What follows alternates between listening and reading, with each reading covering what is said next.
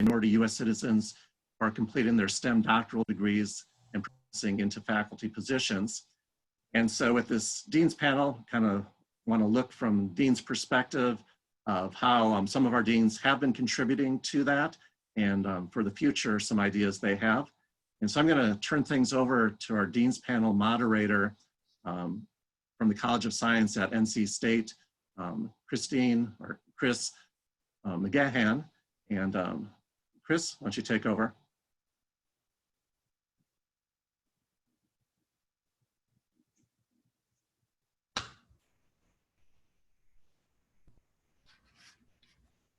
You are muted, Chris. Thank you. Okay. Sorry, I was launching. Okay. I did want to make some opening remarks before we start the panel. I'm very happy to be here to work with everyone on our shared goals of increasing diversity and inclusion in STEM. While we continue to make progress, it is really too slow, and we need to ramp up our activities and their timelines. With the help of others in our college, I am trying to do just that. Recent actions against African Americans, including the notorious torture and murder of George Floyd, have shot an arrow through our hearts and served to galvanize movements for change. I am glad we have the opportunity to be here together to continue to make change happen. So we'll move on to the panel now, and I'd like to introduce our panelists. We have with us three deans. Shireen Aubert, who is Dean of the Joint School of Nanoengineering and Nanoscience at NC Greensboro and NC A&T. Then we have Dean Peter Harries, who is the Dean of our Graduate School at State, and Dean Fatma Millie, Computing and Informatics at UNC Charlotte. So we're really lucky to have this great panel. And the panel questions are really divided into two groups.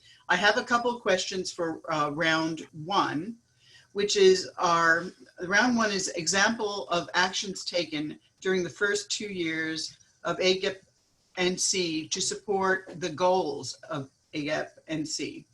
So there are questions for each of our deans, and the first question for Shireen Aubert is, how have you worked with your nanoengineering and nanoscience faculty to move policies and procedures to be more responsive to the needs of interdisciplinary and minority PhD students?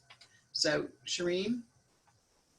Good morning, and thank you very much for moderating this panel, and thank you for your opening remarks. We really do appreciate that. I wanted to begin by just talking a little bit about the joint school and the interdisciplinary nature of the work that we do there, and then talking a little bit about some of the policies and procedures, how we have developed them to include interdisciplinary education. So the Joint School of Nanoscience and Nanoengineering was established 11 years ago in 2009 with the idea that it would focus on really looking at the innovations happening from the science component of nanotechnology as well as the engineering component. So, a school was established, bringing faculty from various disciplines, from all the sciences and all the engineering disciplines, who had a similar interest. And that similar interest was really looking at solving various problems in nanotechnology. And so they reside in one area. One of the things that we have done in terms of really strengthening interdisciplinary education and ensuring that students, particularly African-American students and other minority students, that their needs are met, is really encouraging a proper mentoring of our students. Mentoring is something that sometimes is really, really hard to do. There's a lot of advising that goes on, but not necessarily the type of mentoring that students need. And mentoring really requires that everybody has a clear understanding of, what it means to really understand the needs of our students, and not just providing them with, here are a whole bunch of requirements for you to fulfill, but really understanding where the gaps might be, in terms of like whether it has to do with their careers or any other needs, and making sure that we are providing them with the resources that they need in order to be able to embrace that. So mentoring has become like something that, you know, we have to do. Mentoring doesn't always have to occur within any of the departments. Oftentimes you can find mentors around campus. We have teamed up with a couple of other external organizations, such as the Materials Research Society. And through that, you know, some of our students have been able to find other mentors outside the organization who can really understand a lot in terms of like, what are some of their needs and what are some of the things that they're aspiring to do, and how do we make sure that they're accomplishing that. In addition to that, you know, we are encouraging collaborations as much as possible and making sure that faculty are being recognized for those collaborations that they're engaged in. Collaborations have stemmed not only within the sciences and the engineering disciplines, but even encouraging them within other disciplines such as the social sciences. And that is what makes the interdisciplinary nature of the work that is being done so critical. A lot of times our students really are excited by being able to solve great grand challenges, you know, problems that they feel are going to really impact humanity. Sometimes it's hard to see that when you're just, you know, so ingrained in some of your very detailed scientific questions. So encouraging our faculty to be able to really step outside of that discipline, creating seminar programs where they can actually come together and talk with faculty from various areas. We're also very fortunate that our campus is located on a research park, which really encourages engagement with industry partners. And so part of the challenges when it comes to policies and procedures is just ensuring that some of those agreements with the industry partners are well articulated and well thought about, that encourages, you know, and strengthens the collaborations, making sure that our students have opportunities to work with these companies on small projects and that they get the credit that is needed. That is always difficult because industry usually has their own sets of guidelines and expectations, and they tend to be very different from that of a university. So we work very hard with our research offices to make sure that those agreements are clearly articulated. We also, from a policy and procedural perspective, we try to make sure that our faculty are reviewing the curriculum often enough to make sure that the interdisciplinary nature of the work is consistently being updated. And also spend a lot of time, you know, developing, you know, the right types of courses, making sure that our faculty have the opportunities to go out there and to maybe co-teach, and how do we make sure that that co-teaching actually brings the right type of credit for each of our faculty. So those are some of the things that we do within the department, within the school, to ensure that that the environment and the culture is welcoming of interdisciplinary education and to meet the needs of our graduate students. Thank you very much for that very thorough answer, and much appreciated. I think that we can take one or two questions from the group. If there are any, please speak. And just let you know that some of you may only be able to chat privately. And so go ahead and unmute yourself if you'd like to ask a question. I have a question. This is John Klassen at NC State. And assuring this may not apply to, this doesn't apply directly to you, but how do we address the issue that is often raised, that this extensive mentoring, especially in interdisciplinary work, it takes too much time and extends the time to graduation? Yeah, John, thank you very much for your question. I think there's always concerns about how do we sort of make sure that our students are mentored and that it takes too long. And I think it depends how we're viewing mentoring and what does it, you know, really mean for the students themselves. If we sort of think about it as, you know, trying to really make sure that the student has all their needs, taken into consideration, and where do we find those needs, it may actually produce a better type of student, a student who is sort of better prepared to tackle the world. My worry is sometimes when we worry about it taking too long, it ends up being a situation where the student is struggling and we end up having retention issues. So I think if we were to think about it as, we're creating, an environment and providing the student with the resources that they need in order to be successful. And where do we find these resources, and not necessarily relying heavily on just one institution or one department, but really looking at it more holistically. Sometimes mentors are people from industry. Sometimes they might be just other people from another university who could, sort of help with things like career development or just professional development skills. When we sort of begin to think about, what are some of the things that they need in order to be able to be successful through that career trajectory while they're PhD students, I think the gains are so much more important than how much time it's actually taking. The downfall is that if they don't receive the right type of mentoring, we end up losing them. Okay, I would agree. I'm heavy on the mentoring thing, so I agree with having very strong mentoring programs is important. Even if it takes a little bit longer to get through, I think it's important because when you get through, you want to be successful. So it's worth maybe an extra semester or extra time in my mind. I'm going to move on to the next question, and that is for Peter Harries. And Peter, you have created a new committee on diversity and inclusion in graduate education. Could you give us a description of the charge and activities of this committee? Yeah, sure. I'd be happy to do that, Chris. First of all, I just want to thank you for your opening remarks. I think it really speaks to, what we need to do as academics and what we need to do as an institution to really move the needle. And I think, this project is incredibly well positioned to help us doing exactly that. So let me now try to answer the question. And first of all, one of the things about being a dean is you often get to take credit for what is actually other people's ideas.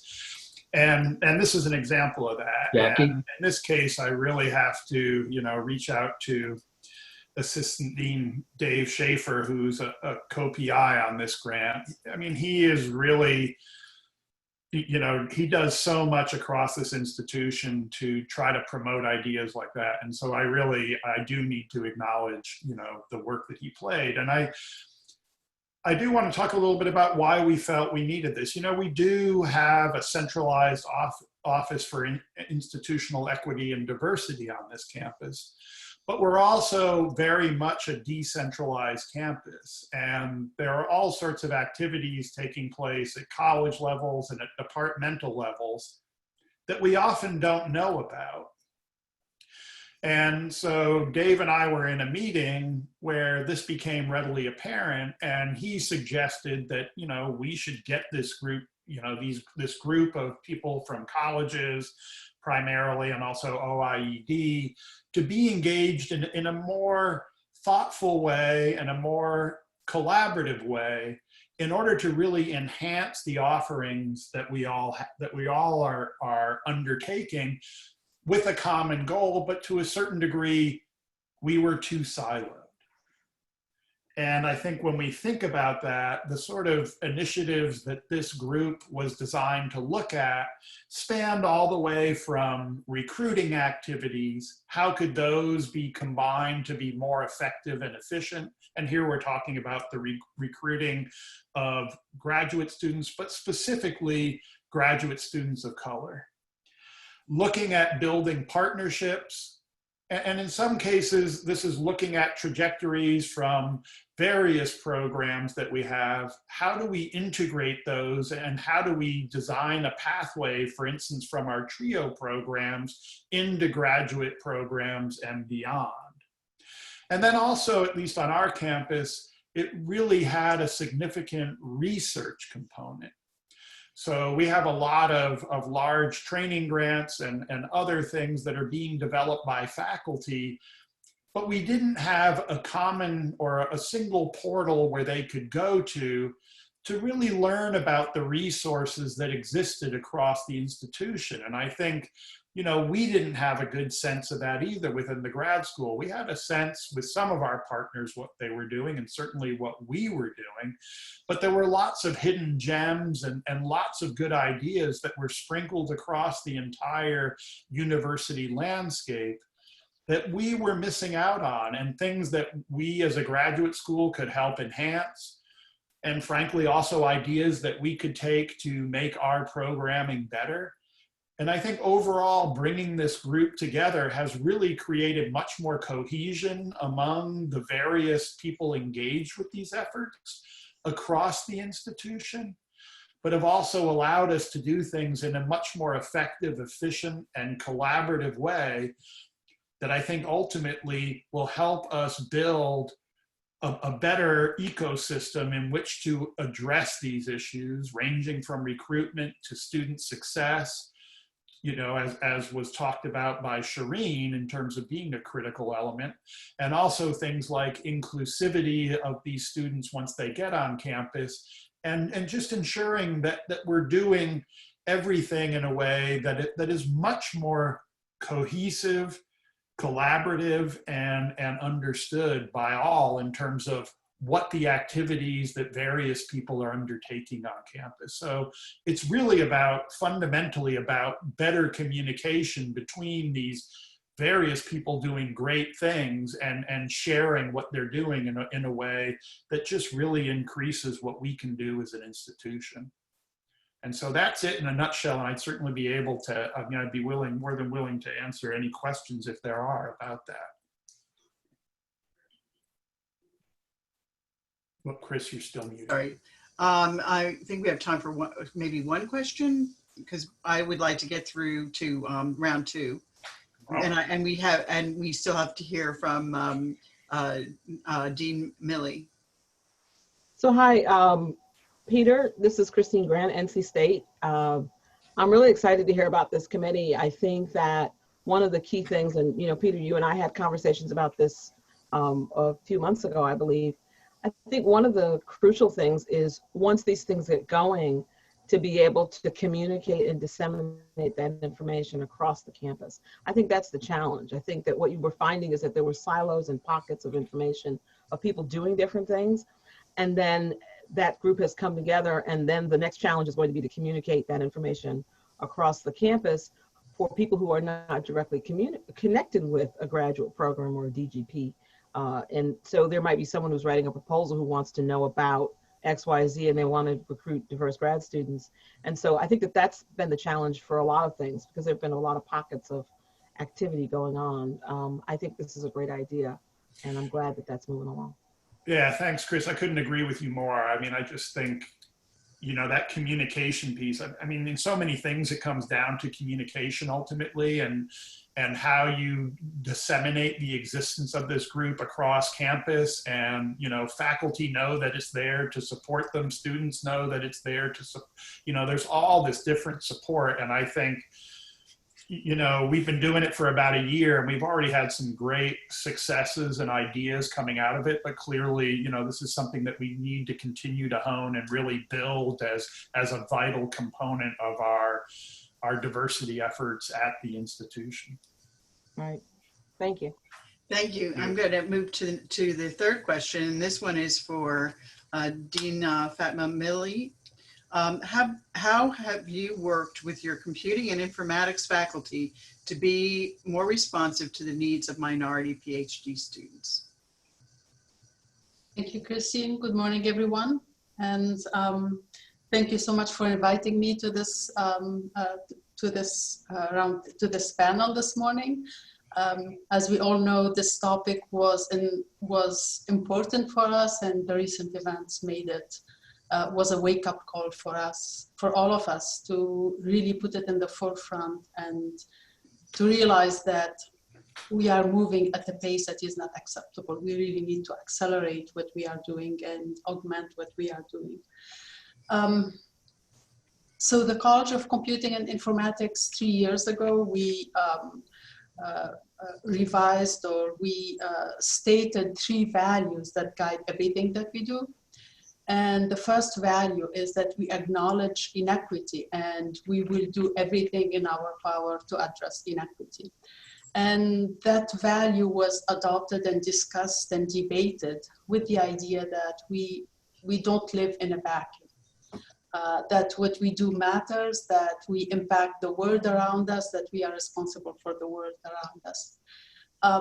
So the issue of inclusion and equity and justice has always been something very important for the College of Computing and Informatics. But that being said, we kind of lived in a bipartite world. We had the undergraduate students on the one hand, and then the graduate students. Our undergraduate students are primarily local students. We have 11% Black, 11% Hispanic, and these are numbers that we know we're not there yet, but we are proud of the fact that we are able to attract this diversity of students and make them succeed at the level that is par with the rest of the students. So we have a number of initiatives, and our faculty are hearing constantly about this, about the need for us to make sure that all of our students feel included in the same way and succeed at the same level. And but all of this was focused primarily on undergraduate students. Like everybody else, most of our graduate students are international. And we kind of thought of it as another problem. It's a different word that we have addressed in a completely different way. And the AGEP project put a focus on this, is to say we are responsible for the pipeline of faculty that we are graduating, and we cannot just rely on the fact that all of our, or the vast majority of our graduate students are international, and it's a completely different demographics. So I was very thankful for that, in the sense that one of the first impact of this is to say, this is important, this is our responsibility, this is part of what our mission is. So what does this mean in terms of what the faculty do? There was a Chronicle article, I think about, last year, about the pipeline, that if we really want to change the demographic mix in STEM in anywhere, it will take forever, because we all look back and say, it's the pipeline, there is nothing I can do about it. And that's really an excuse. So the pipeline is something that we create. And this is where the conversations were, how do we define, first of all, let's not think of it as a pipeline, and also what are the barriers of entry that we are creating, and are they really justified, or are they roadblocks that some of them are historical that we never really rethought. Very often we think of graduate school as something that you finish your master's and then you go straight away into PhD. We are at the point in our in the world where we have to open it up and think of the many different pathways that people take into graduate schools. So one of the things that was debated intensively is the issue of GRE requirements. And it's a barrier for many students, and collecting data about the success rate and say, is this really required? Or if, depending on different areas of PhD in computing and bioinformatics, do they all have the same requirements of math? Is it important to have calculus if you're studying human-computer interaction, for instance? So it forced the conversation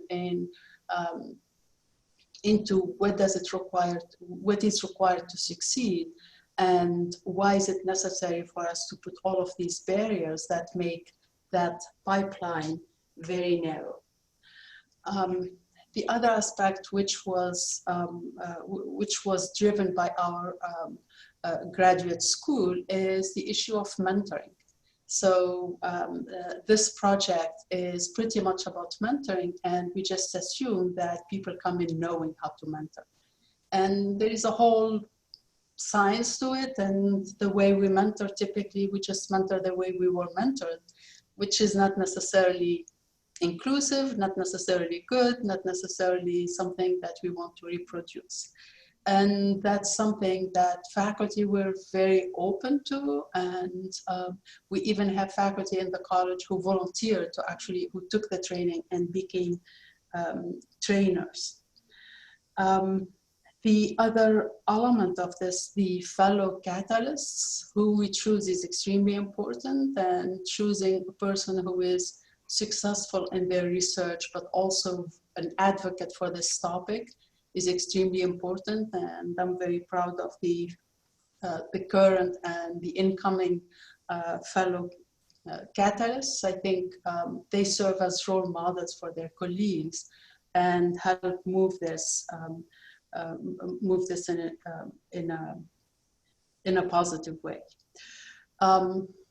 And again, the issue of racism and race injustice that shook the whole country recently reminded us of the value that we state and we claim to state, that we're doing everything in our power to address this, and forced us to rethink our claim. Are we really doing everything that is in our power? And are there other things that we can, are there additional things that we can do? And are there things that we are doing now that we need to accelerate, augment, change? And that is an ongoing conversation. And have this supported at the university level is extremely important. Some of my faculty asked, so what's the university's position? So saying, of course, the university is very supportive of this. This is a high priority for the whole university, makes it much easier. Thank you so much for your comments. And I don't think we have time for a question, because I did want to, and hopefully in some breaks or whatever, we'll be able to have some discussions. But I do want to do a very quick round two, maybe a minute each or less. If you have some things in the front of your mind, ideas for possible actions during the next 2 years of this program to support its goals. So I'm just going to go through Dean O'Barr. Can you make some comments? Let's keep it to less than a minute so we can stay on time. I think one thing I will just mention is if there's a way for us to be thoughtful about the mental health of our students, especially at a time of COVID and a lot of social unrest in the country, I think that would be extremely valuable for the success of the students as well as the program. So finding expertise of people on our campuses who understand mental health and making sure that we're doing this collaboratively with departments would be great. Thank you very much. And Peter Harries? Yeah, I think from my perspective, you know, and I agree, everything is overdue and we need to do much more. To me, the emphasis, at least that we're going to have as a grad school, is really on building community. And, you know, I'm heavily influenced based on where I was previously by things that have been undertaken by the Florida Education Fund. And I'd like to model some of their elements here at NC State. Thanks. And Dean Milley? I think education and professional development for all of us, for all of the faculty. It's much easier for us to do the right thing when it's driven by the right mindset, by the right understanding of what this is. And in STEM, we have a large number of international faculty who don't necessarily have the same background in terms of what's the context of this. And for them to interact in a thoughtful way with students, with diverse students, it's very important to have that understanding. Okay, thank you everyone. And I think that's the end of our panel discussion. And hopefully, I think it's raised a lot of really good discussion points, you know, for our future interactions. So thank you to everyone. Thank you, Chris, for moderating, and the other panelists.